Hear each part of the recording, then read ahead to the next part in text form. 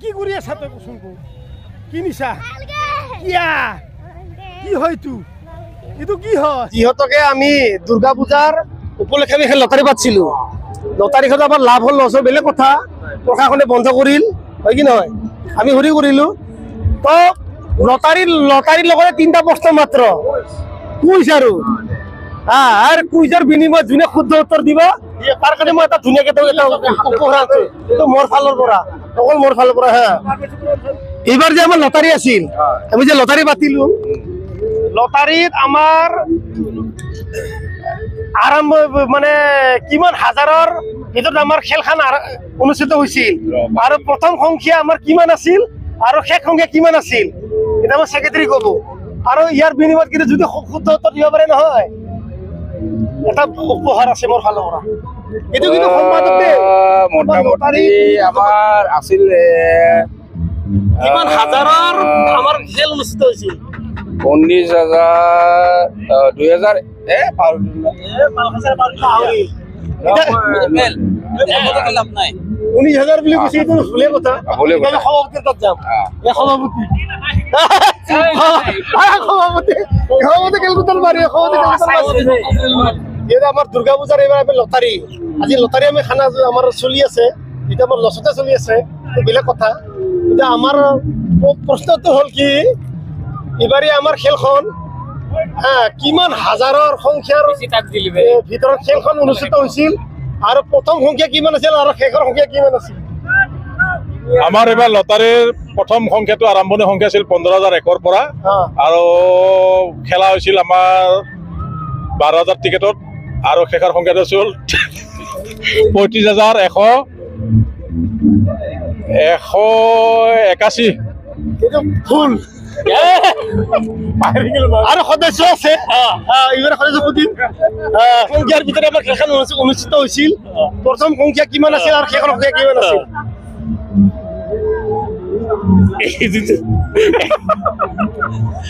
জানো লোকক আৰু এজনে পালে ভাল পাব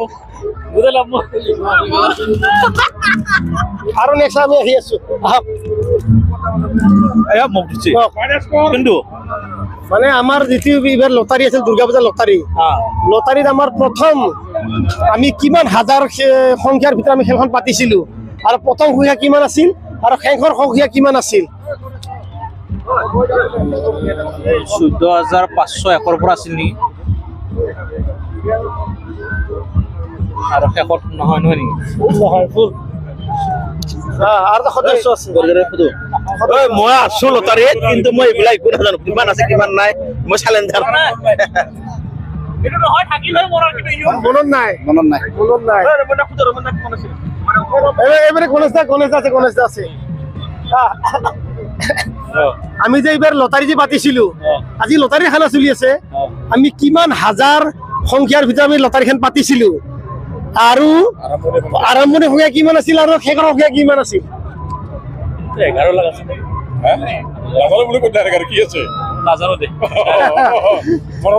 আৰু যে মেম্বাৰ আছে আৰু জন আছে এইবাৰ যে আমি লটাৰীখন যে পাতিছিলো লটাৰীখন আমি কিমান হাজাৰ ভিতৰত আমি লটাৰীখন পাতিছিলো মই গলা ইমান মাথা মাৰা নাই মই খালি জেনেৰেল আৰু চাওক ইয়াতে সকলোৱে গড়চুক মিলন সংঘৰ সদস্য হয় কি নহয় সকলোৱে গড়চুক মিলন সংঘৰ সদস্য একদম কমন এটা কুৱেশ্যন সুধিম মই সকলোতে আৰু গড়চুক মিলন সংঘৰ সদস্য গড়চুক মিলন সংঘখন কিমান চনত স্থাপিত হৈছিল গড়চুক মিলন সংঘ কিমান চনত স্থাপিত হৈছিল 1982 কিমান চনত কিমান চনত 1986 কিমানত 1986 কিমান চনত মই নাজানো কিমান চনত 1985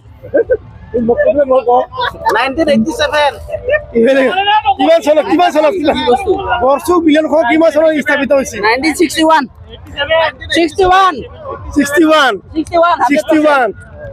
আৰু এইফালে 1986 গড়চুক মিলন সংঘ কিমান চনত স্থাপিত হৈছিল গড়চুক মিলন স্থাপিত হোৱাটো ৰেজিষ্ট্ৰেশ্যন সময়টো স্থাপিত আৰু মানে establish 2001 ফুল এটা সৰু বস্তু কৈছে আৰু এমিলিয়া কৈছে গড়চুক মিলন সংঘখন কিমান চনত অনুষ্ঠিত হৈছিল স্থাপিত হৈছিল আৰু establish 1963 ইফালে গড়চুক মিলন সংঘখন কিমান চনত স্থাপিত হৈছিল 62 এবারে গড়চুক মিলন সংঘৰ সম্পাদক আছে সম্পাদক সুধি গড়চুক মিলন সংঘ অৰ্থাৎ আগত পূব বৰগা মিলন সংঘ আছিল এতিয়া গড়চুক মিলন সংঘ 1963 গড়চুক মিলন সংঘ স্থাপিত হৈছে এইটো হ'ল শুদ্ধ উত্তৰ এতিয়া আমি কিন্তু আমি সম্পাদক নাই আমি দিম মানে প্ৰথম উত্তৰ দিয়া প্ৰথম আমাৰ উত্তৰ শুদ্ধ উত্তৰ দিয়া মানুহজন হ'ল আপোনাৰ নামটো কৈ দিয়ক চন্দ্ৰ বড়ো এক্স সেক্ৰেটাৰী ৰঞ্জিত চন্দ্ৰ বড়ো গড়চুক মিলন সংঘৰ এক সেক্ৰেটাৰী পূবৰ মিলন সংঘ আছিল গড়চুক দুৰ্গা পূজাৰ সকলোতকৈ দীঘলীয়া সম্পাদক হ'ল জয়ন্ত বড়ো জয়ন্ত বড়ো এটা প্ৰশ্ন কৰিম গড়চুক দুৰ্গা পূজাখন কিমান চনত প্ৰথম আৰম্ভ হৈছিল 2000 চনত 2015 চনত গড়চুক দুৰ্গা পূজাৰ সভাপতি কোন আছিল সম্পাদক কোন আছিল সম্পাদক কুশল বড়ো সেক্ৰেটাৰী দিবৰাজ মুন্সি মই সভাপতি দিবৰাজ মুন্সি একদম শুদ্ধ উত্তৰ এটা প্ৰশ্ন একদম শুদ্ধ ধন্যবাদ শুদ্ধ উত্তৰ দিছে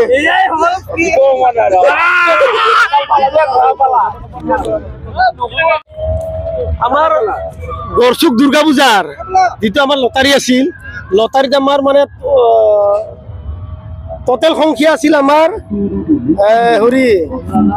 16,500 আৰু প্ৰথম সংখ্যা আছিল 15,001 আৰু শেষ সংখ্যা আছিল 31,500 কোনে শুদ্ধতা দিব পৰা নাই তথাপিও যি নহওক প্ৰশাসনে যেতিয়া আমাৰ লটাৰীখন বন্ধ কৰাৰ পিছত আমাৰ 5,000 টকা পাৰ মেম্বাৰ লছ কৰি হ'লেও আজি আমি এটা প্ৰীতিভোজ কৰি আছো এনজয়মেণ্টৰ কাৰণে গম পাইছে নাই এইটো ভাল এটা হৰি যা নহওক ভালে হ'ল এইটো কাৰণে আমি সম্পাদক আৰু সভাপতি দুজনক আমি ভাল মানে মানে আমি ধন্যবাদ দিবই লাগিব এইটো কাৰণে দুজনকে আমি এটা সৰু এটা উপহাৰ দিম দুজনৰ কাৰণে বেলেগ একো নাই এইটো দিলো সম্পাদক আৰু এইটো দিলো আমি সভাপতি দুজনকে দিলো আজি ব্যক্তিগতৰ মেন আৰু আৰু ধুনীয়া সকলোকে ভালকে চলি যাও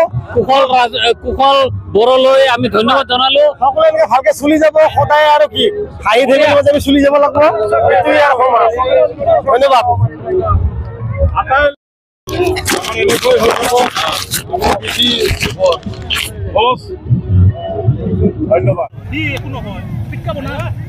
এ বাবু মাংস দিন দেখাই নগলো পানী পানী আমার রান্ধনী মাংস পানী দেখুন মাংস কৈ দেখা ইয়াকে কয় দুটা পাৰ এক আঁঠু পানী এয়া হ'ল কচু মাছৰ মাথা আৰু কি দি আছে শিন্দল এয়া গাহৰি আৰু লাইপাত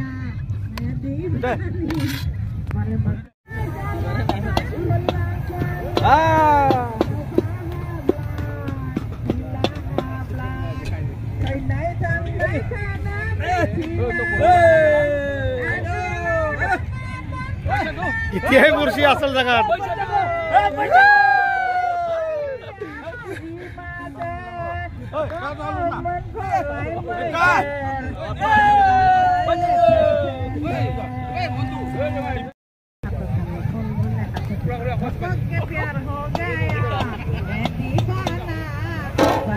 सब रांधनी